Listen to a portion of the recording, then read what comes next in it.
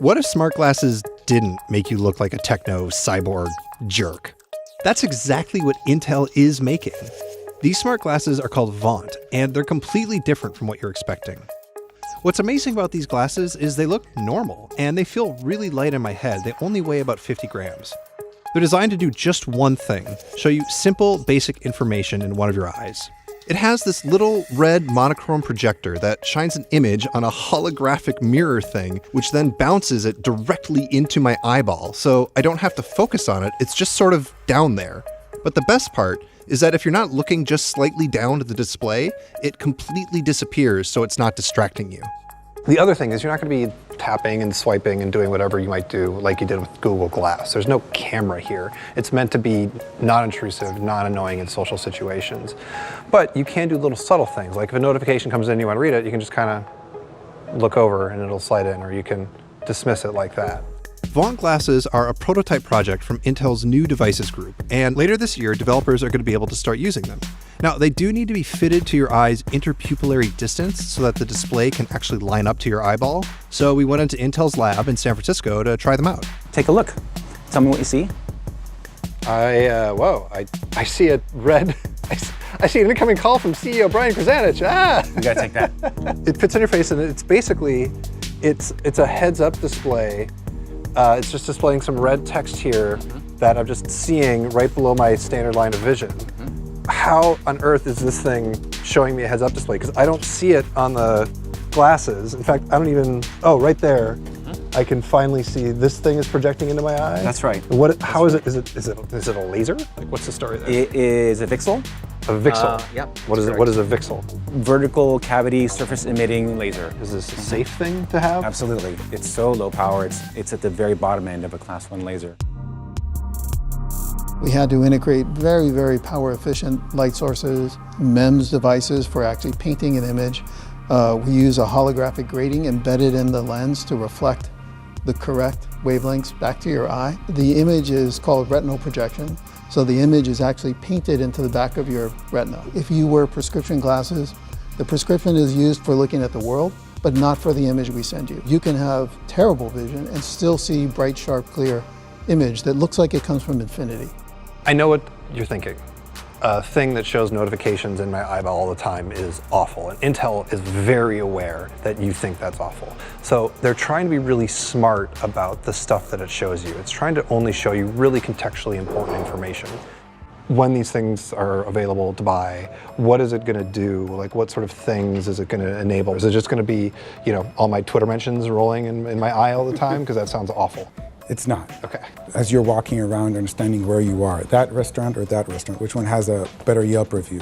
As I'm leaving my car, getting instructions to where I was actually going, not where I parked. Simple things that you're in the kitchen, you're cooking, you can go, Alexa, I need that recipe for cookies, and it just appears on your glasses. We are providing a level of behavioral AI to our system that allows us to figure out what to show you when. Why would I feel like I need a pair of smart glasses, especially when I could also get like a smart watch that can also show me notifications all the time? When I saw the first smartphone, I didn't go and say, wow, ride sharing, that's going to happen. But the fact is, ride sharing would have never happened without smartphones. We're excited about this because it enables new use cases for developers to come up with. To try to figure out what all those use cases could be, later this year, Intel will open an early access program so developers can get units and start making stuff that works with the Vaunt. By the way, it should work with both Android and iPhones. And throughout this whole process, Intel will continue to develop its own companion app and AI, and it will release more prototypes with different eyeglass styles. But then what happens? Why is Intel making smart eyeglasses? These are incredibly difficult to make. Okay. The electronics in here are incredibly compact. The ASICs that we have included are of our own design. The apps processor is our own as well. Just the whole thing is custom. Right. In order to fit in this package. Okay. So you're Intel, you can do that crazy stuff, but just because you can, doesn't mean you should. So why? Yes, I think BK's been quoted to say data's the new oil. I think other people say somewhat similar things. The point is, you have to consume that data somehow. So not only do we want to manage the data and help you compute in the data center with Intel servers and all that other stuff, We also want to be part of presenting that data to you in a way that you can consume. So that's what we do. Right, so I just want to be clear, when you say that Intel thinks of data like oil, this thing isn't about like collecting a whole bunch of biometrics from it, No. right? It's about taking all the data. Intel wants to be part of the story of, there's a million pieces of data that might be useful to me, and Intel wants to be in that flow of the data in a way that it hasn't been before. So here's the bet with Vaunt. You want smart glasses, maybe you don't, who knows, but you definitely don't want glasses that are big and ugly and techy. And so you have to get over that hump of, are you willing to put technology on your face? And the magic here is they've made that hump that you need to get over. Do you want tech on your face? Totally easy. Like, this is fine. This is not a thing that I'm worried about wearing. And once you get past that issue of, is this a thing that I would be willing to wear? Then it's possible that there could be a whole bunch of emergent ideas that could come. These will hook you because of what they provide you, because how they can win over those constraints that other heavier screens can't, or they ask you for too much. Arriving at the grocery store, both hands on the cart, eyes scanning the aisles for the products we need, and we have the shopping list somewhere, right? But now we have it here. So those are very big dreams, but will the tech actually work? These prototype glasses definitely do, but it's going to be up to software developers to make them actually useful.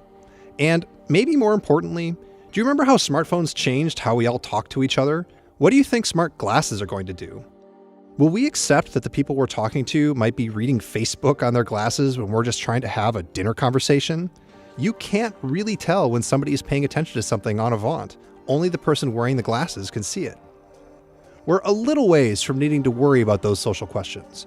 But whether Intel releases smart glasses first or somebody else beats them to the punch, this technology is definitely coming. So I'm talking to you right now and you feel like you mean so much to me, but I'm actually playing a trivia game right now. Great, that's the future I want. Yeah. You can ignore people more efficiently that way.